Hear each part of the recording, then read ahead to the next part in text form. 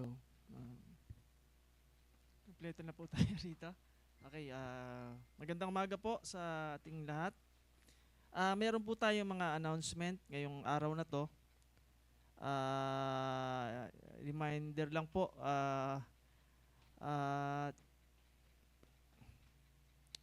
sa ang prayer meeting and kids Sabbath po natin, ito po ay ang oras po nito ay alas 10 ng maga hanggang alas 11 po. At meron din po tayong morning service palagi at alam naman natin yon. Ito po ay 11 o'clock to 12:30 morning. At may bago na po tayo ngayong schedule para sa ating pagsasaluan every Sunday, yung lunch together po, 12:30 to 1:30. So, imbitado po lahat. And yung ang ating adult Sabbath school, mamaya po, pagkayari ng lunch, 1:30 po hanggang alas 1:30 p.m. to 3 p.m. po. Ito po yung adult Sabbath school po natin. And yung 3 to 4 p.m. naman po, meron po tayong book study, yung patuloy na ginagawa natin, yung Glorious Gospel. Nasa chapter 26 na po tayo at aralin po natin to para mamaya po sa discussion mamaya. And sa darating pong June 7 sa Sabado po, yung Reform Bible Study Conference, nagaganapin po sa Pampanga. And yung sana po, nawa po ay pray natin yung Andit family and Rodriguez family din na maka-attend dito. Tapos na po yung registration. Close na po. And encourage ko rin po yung patuloy nating reading Bible and devotionals. And mamaya po kay Pearly, Nanay, Bing, kay Amy, meron po tayong what is this? Yung mga printed copy and devotionals po. May bayad na po to. 15 pesos per para sa makatanggap tayo ng printed copy and devotionals. Patuloy po tayo sa Bible reading and pwede po mamaya magbigay na po tayo sa contribution para sa pag-usapan po para sa CR after morning service po. Maraming salamat po. Tayo po ay tumayo at patuloy po tayong patuloy pa tayo na buksan ng ating mga Biblia at sa Lumang Tipan sa Isaiah chapter 55 verse 6 to 9.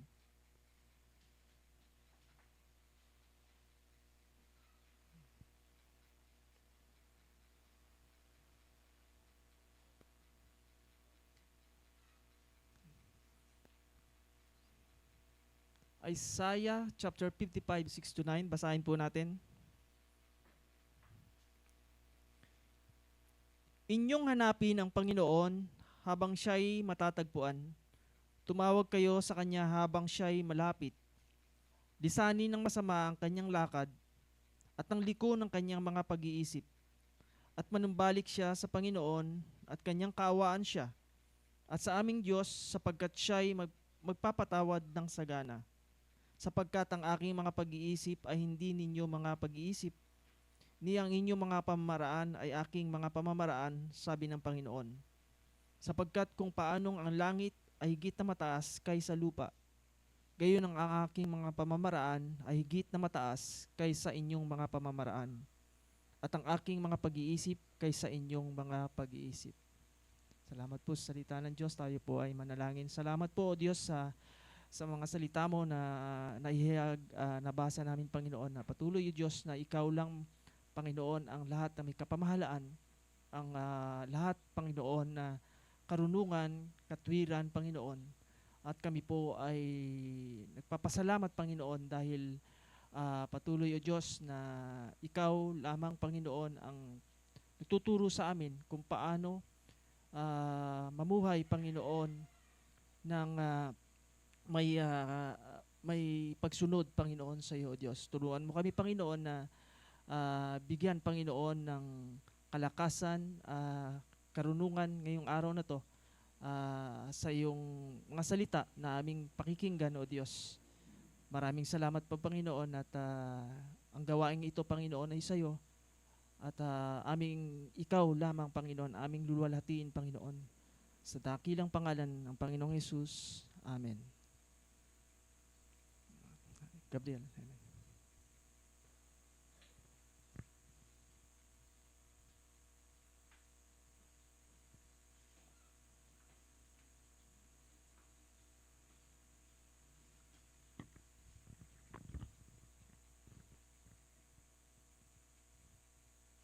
Ayan po. Sige po, ang una po natin kakantay ngayong umaga ay Whatever My God Ordains is Right.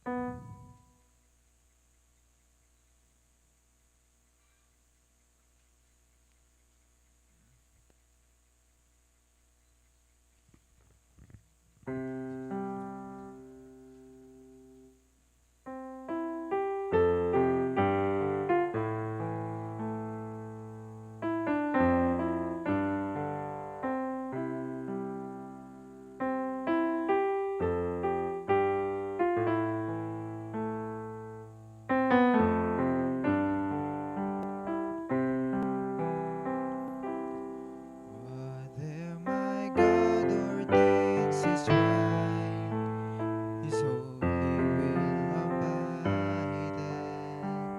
I will be still while He done, and follow He guided. He is my God, though dark my road. He holds me that I shall not fall.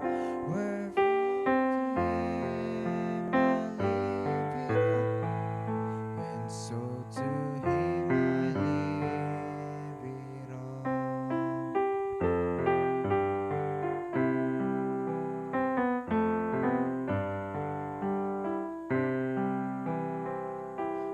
Whatever my God ordains is right. He never will deceive me. He leads me by the proper path.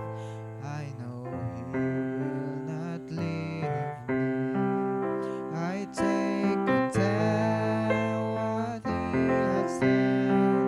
He took my griefs away, and patiently I wait to stay, and patiently I wait this day.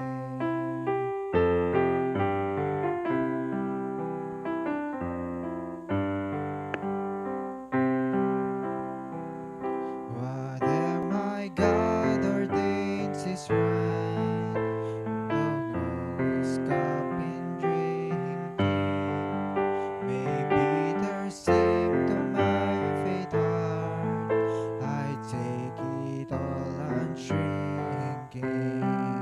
My God is true, each morn anew. Sweet comfort yet shall fill my heart, and pain and sorrow shall depart, and pain and sorrow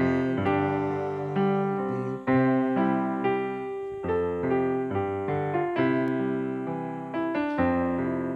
Sing the last verse. Whatever my God ordains is right. Here shall my stand be taken. Thou sorrow, need, or death be mine, yet I am not forsaken. My Father's care is round me there. He holds me that I shall not fall, and so to Him I leave it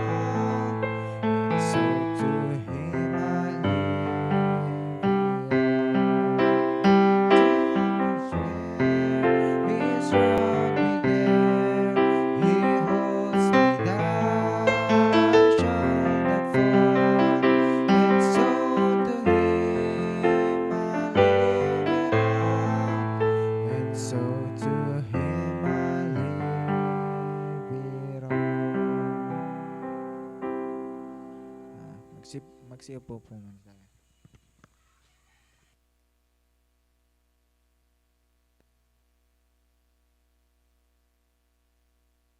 Amen. At buksan po natin ang ating mga Biblia sa Lumang Tipan sa Hosea chapter 4 verse 1 to 3. 1 to verse 1 to 3 to 6. And 6. Ayun. 1, 3, and 6 po.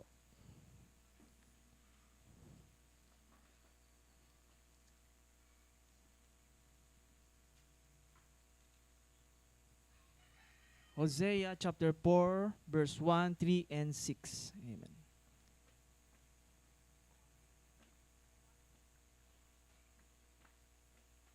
Amen. Dinggin niyo ang salita ng Panginoon, o mga anak ni Israel, sapagkat ang Panginoon ay may usapin laban sa mga naninirahan sa lupain, sapagkat walang katapatan o kabaitan man, ni kaalaman tungkol sa Diyos sa lupain. Naroon ang panunumpa, pagsisinungaling, pagpatay, pagnanakaw, at pangangalunya. Sila'y gumagawa ng karahasan, upang ang pagdanak ng dugo ay masundan ng pagdanak ng dugo. Kaya't ang lupain ay tumatangis at lahat ng nakatira doon ay nanlulupaypay, kasama ang mga hayop sa parang at ng mga ibon sa impapawid, pati ang mga isda sa dagat ay nangawala. Verse 6 po. Ang aking bayan ay nawawasak dahil sa kakulangan ng kaalaman, sapagkat itinakwil mo ang kaalaman. Tinatakwil din kita bilang aking pari, at yamang iyong nilimot ang kautusan ng iyong Diyos, akin ding lilimutin ang iyong mga anak. Amen. Maraming salamat po sa salita ng Diyos. At tayo po buksan ang ating mga Biblia sa 2 Peter chapter 1 verse 2 to 9.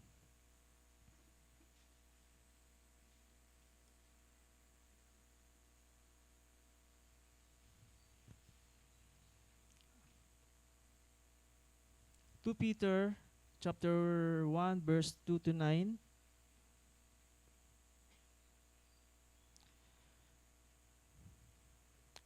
Sumagana nawa sa inyo ang biyaya at kapayapaan sa pagkakilala sa Diyos at kay Jesus na Panginoon natin.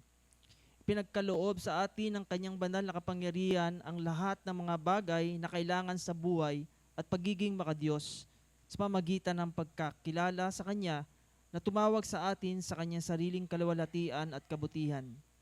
Gayon niya pinagkakaloob sa atin ang Kanyang mahalaga at mga dakilang pangako upang sa pamamagitan ng mga ito ay makatakas kayo sa kabulukang nasa sanlibutan dahil sa masamang pagnanasa at maging kabahagi kayo sa likas ng Diyos.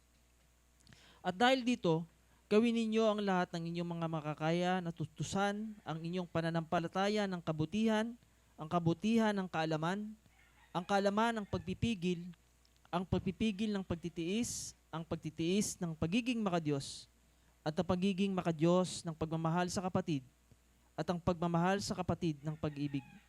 Sapagkat kung ang mga bagay na ito ay nasa inyo at dumarami, hindi kayo magiging mga walang saysay o mga walang bunga sa pagkakilala sa ating Panginoong Hesukristo.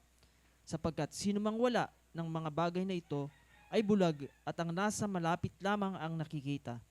At nakalimutan na siya ay nilinis mula sa kanyang dating mga kasalanan.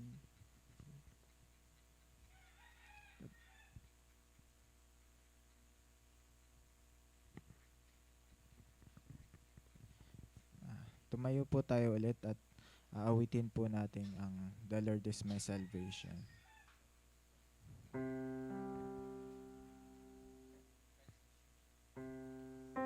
The sure is and steady anchor po pala.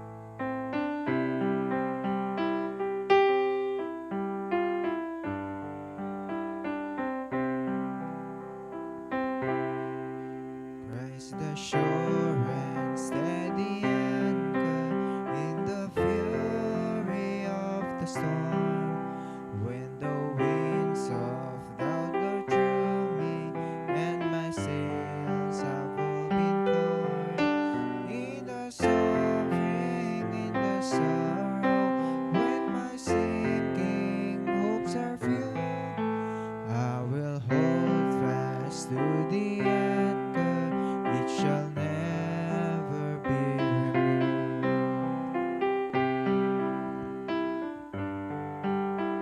Let's sing verse 2. Christ the sure and steady anchor, while the tempest rages on.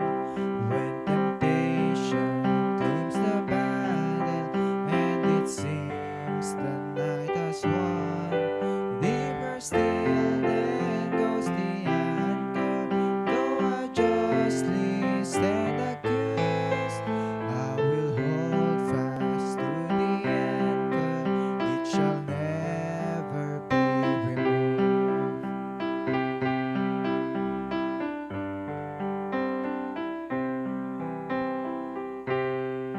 Christ the sure and steady anchor, through the floods of unbelief, hopeless somehow, oh my soul, now lift your eyes to Calvary.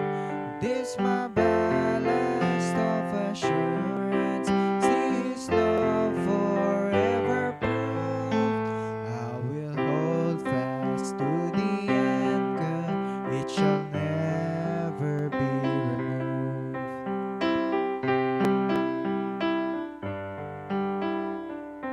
Verse 4.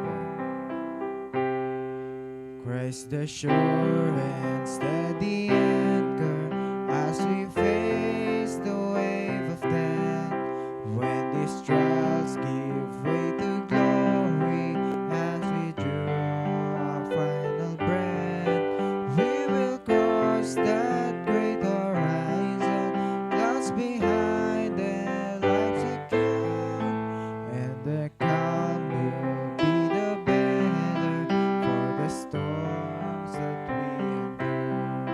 Christ the shore of our salvation, ever faithful, ever true, we will hold fast to the anchor, it shall never be removed. Tayo po magsiyo po ulit.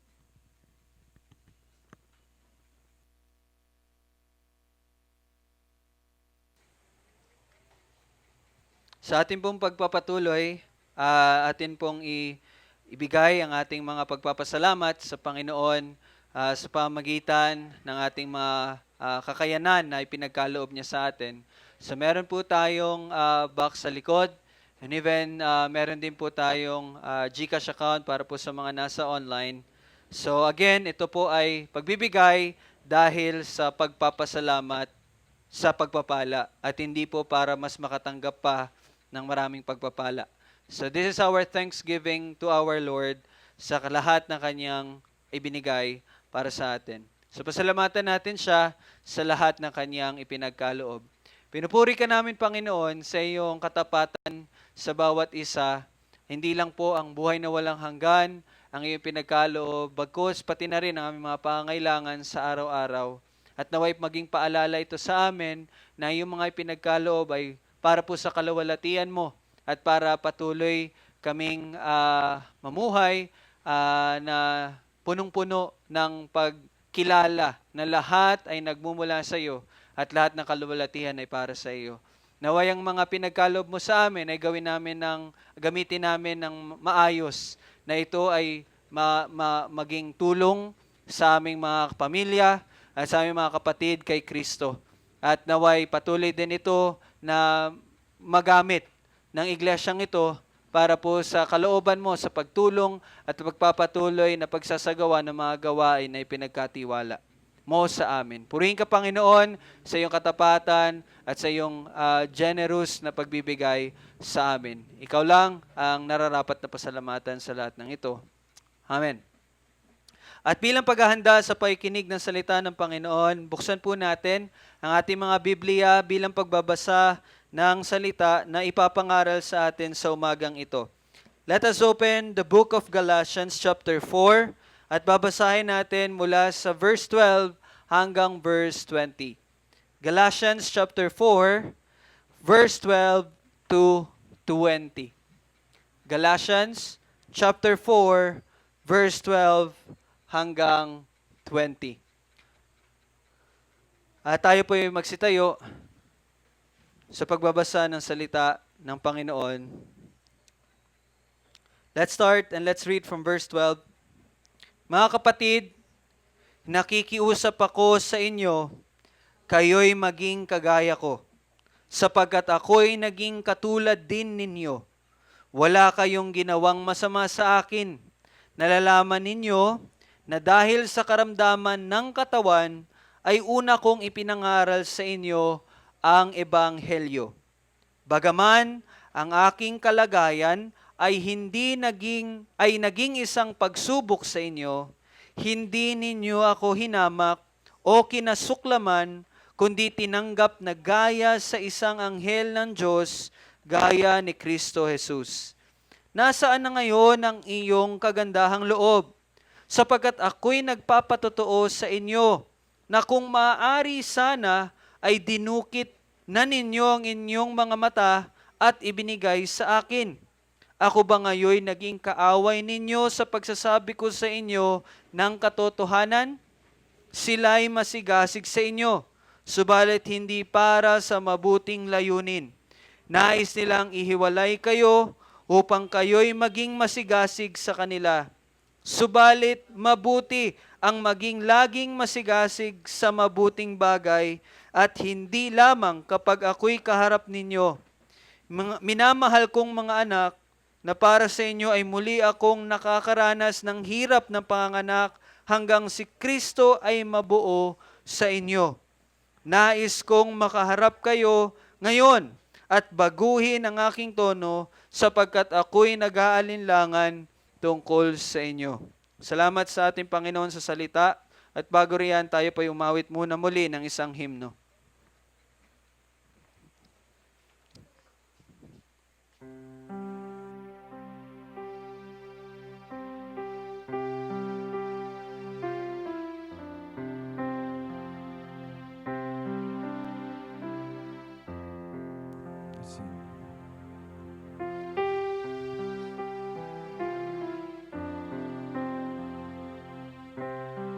Tayo po umawit.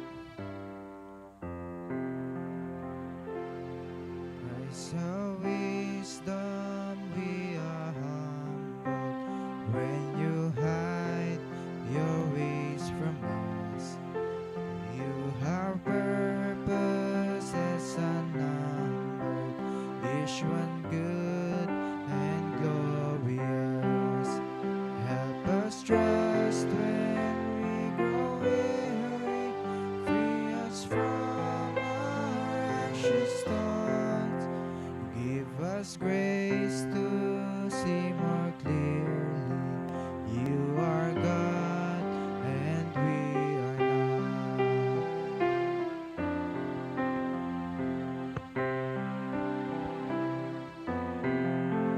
Christ our wisdom, be our gladness when we fail to understand. You ordain all joy and sadness to fulfill your perfect plan. Help us know you rule with power over every raging flood. In our most uncertain hour, you are God and we are loved.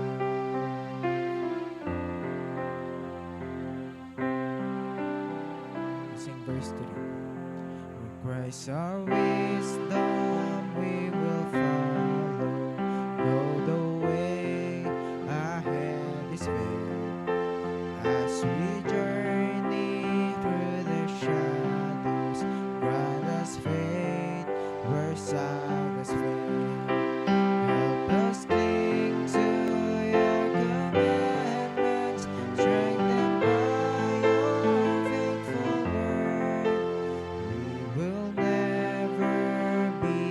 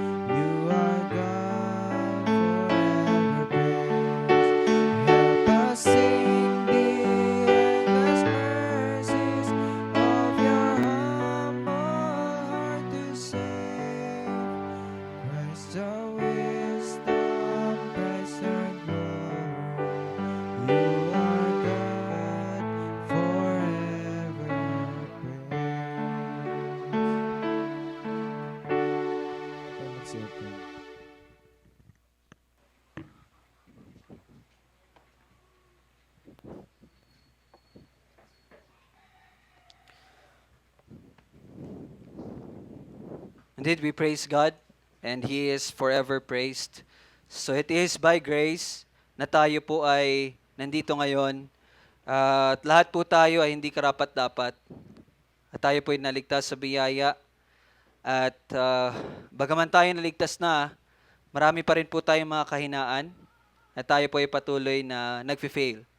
No? Pero magandang paalala sa atin na sa dagat, yung anchor na meron tayo, yung angkla na meron tayong Panginoon, at siya ang nagpapanatili sa atin. Tayo ay naligtas hindi dahil sa ating katapatan, but tayo ay naligtas dahil tapat ang ating Panginoon. So we praise God na tayo ay nagkaroon ng karunungan niya sa pamagitan ni Kristo ay ating nalaman ang kalooban ng Diyos. And so it is a gift, no? Na ang bawat isa ngayon ay nakakaunawa ng salita, nakakarinig ng salita, at nagnanais na makinig at sumunod sa kanyang salita. And so we praise God for that. And so as we begin sa pangangaral ng salita, meron po akong tanong sa bawat isa. Sino po dito yung nakarinig na ng salitang thropol? Anyone? Thropol. Alam niyo yung salitang thropol? Okay, very good. Buti hindi nyo alam. Hindi pa umabot sa atin. Siguro, nangyayari na sa atin. Hindi nyo lang alam yung tawag siguro. Throuple po ay isang relationship. Isang uri ng relasyon na kung saan ang relasyon na iyon ay hindi lang para sa dalawang tao, bagkus para sa tatlong tao. Ibig sabihin, sila ay nagsasama, sila ay nasa isang relasyon, and tatlo ang involved na tao. It could be isang lalaki at dalawang babae, or dalawang lalaki at isang babae. And they acknowledge na sila ay couple, throuple. Okay? Di ba? Couple, dalawa lang. Throuple, tatlo. Pero in a relationship. No? In social media, meron ako nakikitang ganyan. Yung kalbo na rapper ba yun? Alam ni Ara Joyce. Follower ka ba nun? Buti na lang. Kala ko, pina-follow mo yung ginagawa niya. So, yun po. Meron na, no?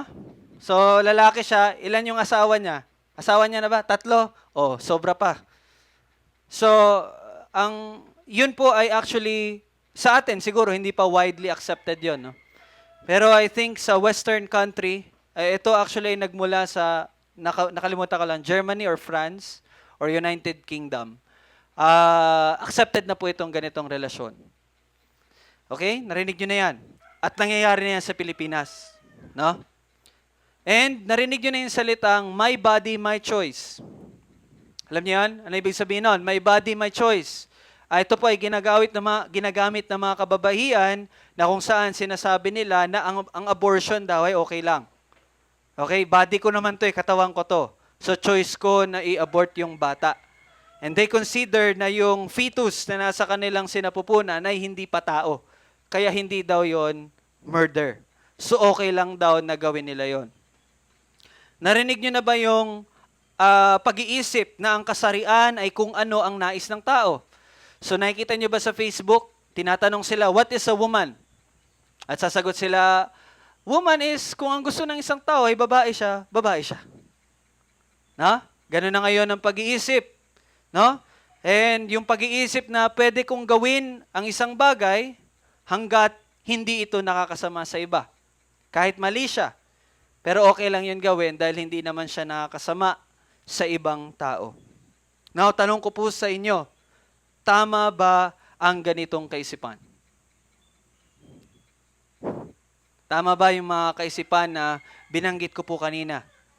Well, most of us will say, mali po yun. At yun po ay tamang sagot. Mali po ang mga ganong kaisipan, pero iyong mga ganong kaisipan ay patuloy na lumalaganap sa ating mundo. No?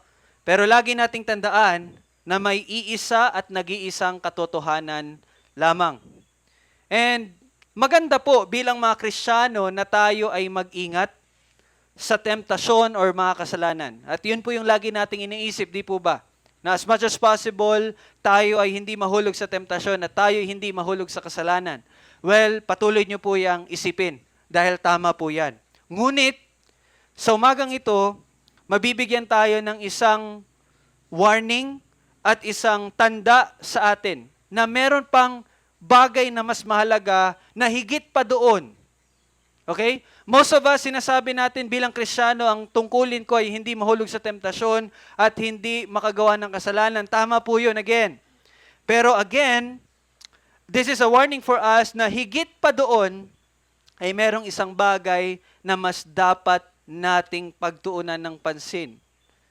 At iyon ay ang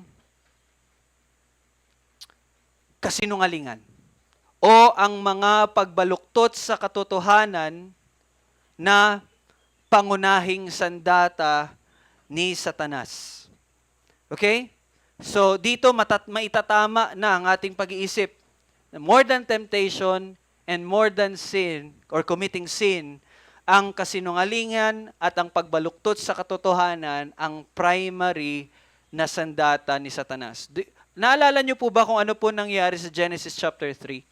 Can you open your Bible in Genesis chapter 3, verses 1 to 5?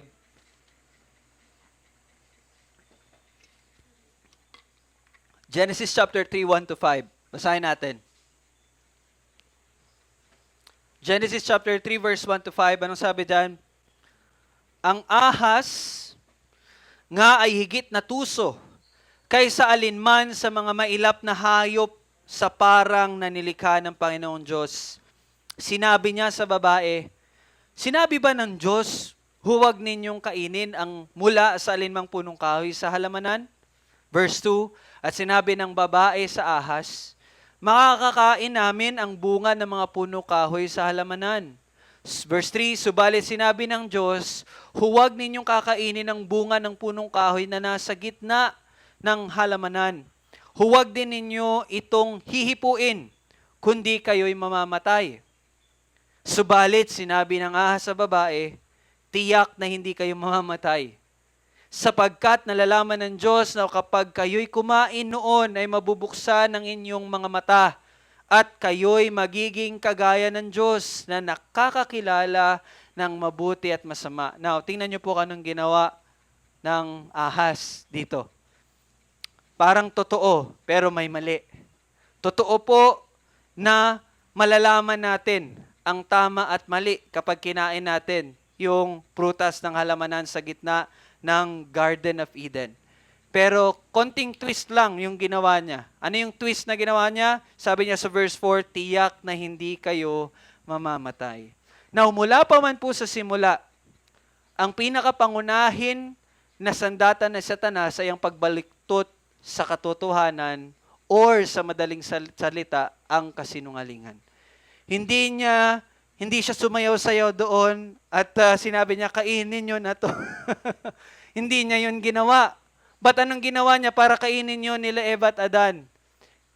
Binaluktot niya ang katotohanan na sinabi ng Diyos. Well, kaya hindi nakapagtaka na kahit ang ating Panginoong Jesus ay ganito ang kanyang paglalarawan kay Satanas. In John 8:44, sabi ng Panginoong Jesus, siya ay isang mamamatay tao buhat pa sa simula at hindi naninindigan sa katotohanan sapagkat walang katotohanan sa kanya. Kapag siya ay sasalita ng kasinungalingan, siya ay nagsasalita ayon sa kanyang sariling likas. Sapagkat siya'y isang sinungaling at ama ng kasinungalingan. No? Ganun po ang paglalarawan ng Panginoong Hesus kay Satanas. At isa sa mga sulat ng mga Puritano at mga Reformista, sabi ni Thomas Brooks, mahilig si Satanas sumabay sa agos. Nagkukunwari siya anghel ng liwanag upang akitin ang mga kaluluwa patungo sa kadiliman. Gagamit siya ng kasulatan, the Bible, pero binabaluktot ito para maniwala ang tao sa kasinungalingan. And again, from Richard Baxter, winawasak ni Satanas ang mga kaluluwa sa pamagitan ng maling paniniwala. Ang kamalian ang pinakamalubhang salot sa iglesia. Dahil ito'y nanlilinlang sa ngalan ng katotohanan. Ito po yung pinakamahirap, na akala mong tama pero mali. No?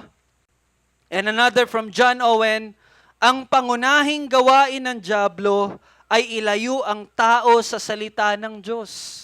Alinman sa baliwalain ito, tanggihan o baluktutin ayon sa sariling pita ng laman.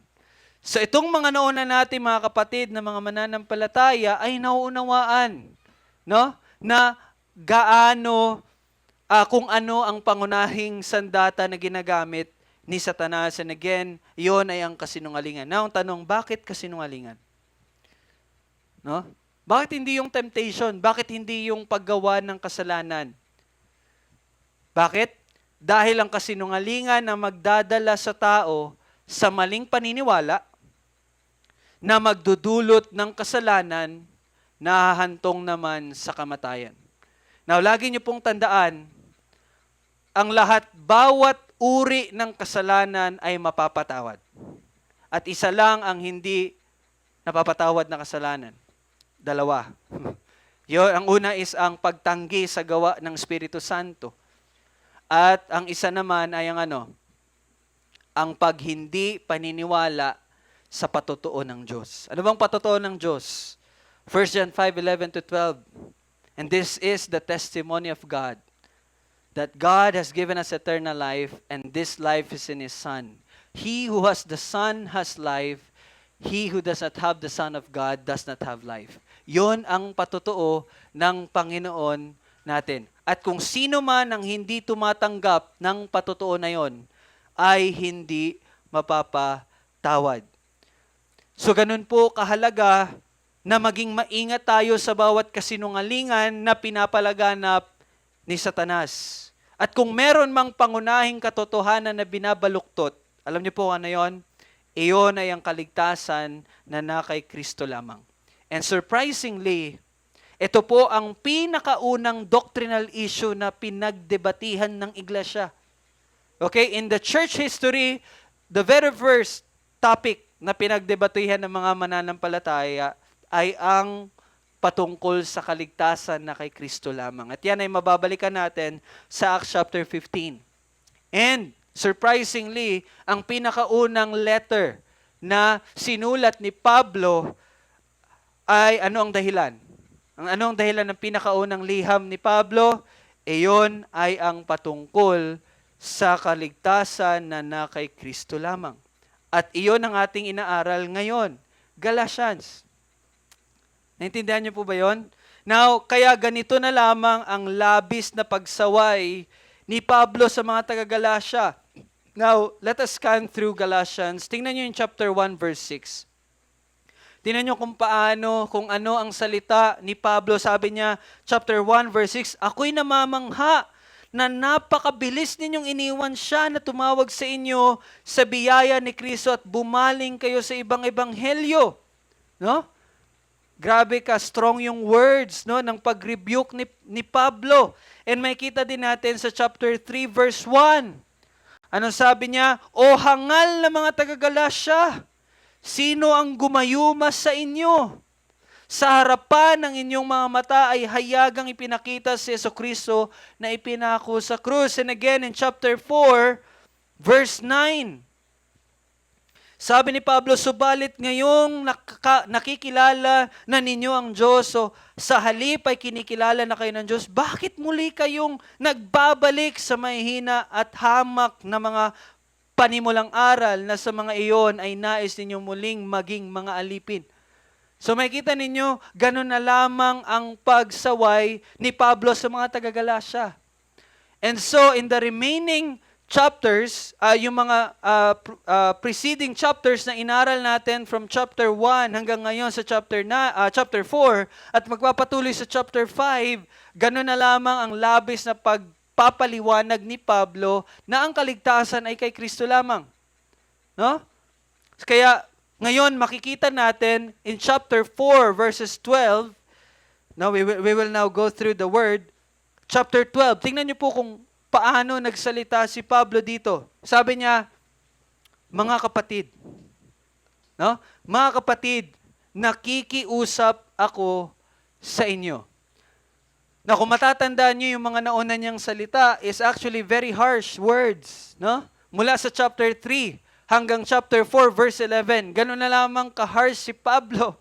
Pero after those harsh rebuke, sa verse 12, nagbago yung tono ng kanyang pananalita. Sabi niya, mga kapatid, nakikiusap ako sa inyo. No? Anong pakiusap niya? Ang pakiusap ni Pablo dito ay talikuran nila ang maling katuruan na ang kaligtasan ay si Kristo at pagsunod sa kautusan. Kasi yun yung mga sinasabi ng mga Judaizers, no? At naniwala ang mga taga-Galasya. And so Pablo is pleading, nakikiusap ako sa inyo. Talikuran nyo yung ganong pag-iisip. No? And sabi niya, kayo'y maging kagaya ko. No? Or sa ibang salita, gumaya kayo sa akin. Ano ibig sabihin ni Pablo dito? And remember, si Pablo ay isang Hudyo. Pero siya na isang Hudyo at Pariseo ay iniwan ang pagsunod sa kautusan para sa kanyang kaligtasan. So yun yung sinasabi niya dito na gumaya kayo sa akin. Bagaman ako'y Hudyo at isang Pariseo, hindi ang kautusan ang nagiging batayan ng aking kaligtasan. And so nagpatuloy siya, sapagkat ako'y naging katulad ninyo. Ano ibig sabihin ni Pablo dito? Hindi niya po, ang ibig niyang sabihin dito na si Pablo ay naging katulad ng mga taga-Galasya ay hindi niya hinikayat ang mga paganong taga-Galasya dati, kasi mananampalataya na sila, hindi niya hinakayat na ang mga taga-Galasya ay sumunod sa kautusan. No? Yun yung binabanggit dito ni Pablo. Hindi gaya ng mga Judaizers na pilit na sinasabihan nito mga taga-Galasya na sumunod sa kautusan. So, makikita nyo dito na ganito na lamang ang paghihikayat ni Pablo sa mga taga-Galasya na talikuran ang ganong kaisipan na ang kaligtasan ay si Kristo at ang paggawa ng kautusan. Now, bakit ganito na lamang ang paghihikayat ni Pablo? Now, bago ko po natin sagutin yung tanong ngayon, meron pong paalala sa inyo. Ito pong mga taga-Galasya na sinulatan ni Pablo ay mga mananampalataya. Okay? Hindi po sila unbeliever. Mga mananampalataya po ito sila. Now, kung ang hindi mananampalataya ay magpapatuloy sa ganong kaisipan, ang ending po nila, kamatayan. Okay? Pero ang mga mananampalataya na ito, na gumagawa or sumusunod or naniniwala sa ganong kaisipan, unless mag-repent po sila, hindi naman po, unless hindi sila mag-repent, hindi mawawala ang kanilang kaligtasan. Okay? Since mananampalataya na sila. And very clear naman yun sa letter ni Pablo, sa simula pa man. And even in verse 12, very clear na sila ay mga mananampalataya. Pablo ay tinawag silang mga kapatid, bagaman sila ay mga nagkakasala sa puntong ito. Intindihan niyo po? Pero, bakit ganun na lamang ang paghihikayat ni Pablo kung hindi naman mawawala ang kanilang kaligtasan? No? Now, this is the point. Ang maling doktrina or kakulangan sa kaalaman ng tamang doktrina ay magbubunga po ng maling pamumuhay. Tandaan niyo po, ganito na lamang ang paghihikayat ni Pablo dahil ang maling doktrina at ang kakulangan sa kaalaman ng tamang doktrina ay magbubunga ng maling pamumuhay. Yun ang resulta nun. Maling pamumuhay. Now, for our first point, ang maling pamumuhay na bunga ng maling doktrina at kakulangan sa kaalaman ng tamang doktrina ay ang pamumuhay na salungat sa bunga ng biyaya. Ito po yung mga resulta nun. Pamumuhay ng salungat sa bunga ng biyaya. May kita natin yan sa verse 12 to 15. Now, tingnan niyo po kung paano, kung ano ang tono ni Pablo dito. Verse 13, sabi niya, Nalalaman ninyo na dahil sa karamdaman ng katawan ay una kong ipinangaral sa inyo ang ebanghelyo. So nagbabalik tanaw po si Pablo dito. Now, ang naging daan pala para maihayag ni Pablo ang ebanghelyo sa mga taga-Galacia ay yung time na may sakit po si Pablo. Now, hindi binanggit dito ni Pablo kung anong sakit iyon, pero most of the scholars ay sinasabi ang sakit na iyon ay malaria. Alam niyo yung malaria? Ano yung malaria? Nanginginig? Ano ba yun? Cause po ba yun ng lamok? Parang dengue, parang ganun. So sabi nila, okay na mga scholars, yun daw yung sakit ni Pablo, but we're not sure. Pero hindi na yun importante, hindi naman binanggit ni Pablo. Pero dahil sa sakit, no, nagstay si Pablo doon sa Galacia, and yun yung naging daan upang ihayag ni Pablo ang ebanghelyo sa kanila. Now, usually po in the ancient time, especially yung ganitong mga sakit, ay maraming tao ang hindi lumalapit sa mga taong may ganong sakit. Kaya tingnan niyo po kung anong sinabi ni Pablo sa verse 14. Bagaman ang aking kalagayan ay naging isang pagsubok sa inyo. Kasi mahirap po eh. Mahirap tanggapin. Lalo na siya isang Hudyo. Pero, anong ginawa nila? Hindi ninyo ako hinamak o kinasuklaman, kundi tinanggap na gaya sa isang anghel ng Diyos, gaya ni Kristo Jesus. Ganon po yung pangtanggap nila kay Pablo. Inalala ni Pablo ang kanilang pagtanggap at yung pagtanggap nila ay malinaw po na bunga ng pagkilos ng Diyos sa mga taga-Galacia. No? So bakit ko po iyon nasabi? Kasi hindi po iyon pagiging mabait lamang. But yung pagtanggap nila kay Pablo ay pagtanggap sa kanya bilang ano? Gaya ng isang anghel ng Diyos, gaya ni Kristo Jesus. Ang point ni Pablo dito is that hindi lang kayo naging mabait sa akin, but ang pagkilos ng Diyos sa inyo na kayo ay nanampalataya sa ebanghelyo, gayon na lamang ninyo ako tinanggap. No? Ngunit, dahil po sa paniniwala sa maling katuruan, ang tanong ni Pablo ngayon sa verse 15, nasaan na ngayon ang inyong kagandahang loob? Nagbago, di ba? Dati, sobrang pag-accept nyo sa akin gaya ni Kristo. Tila ba ako parang ang tinanggap niyo ay si Kristo. Ganon sila ka-welcoming. Pero simula nung sila ay naniwala sa maling katuruan na tinuturo ng mga Judaizers, ngayon ang tanong ni Pablo,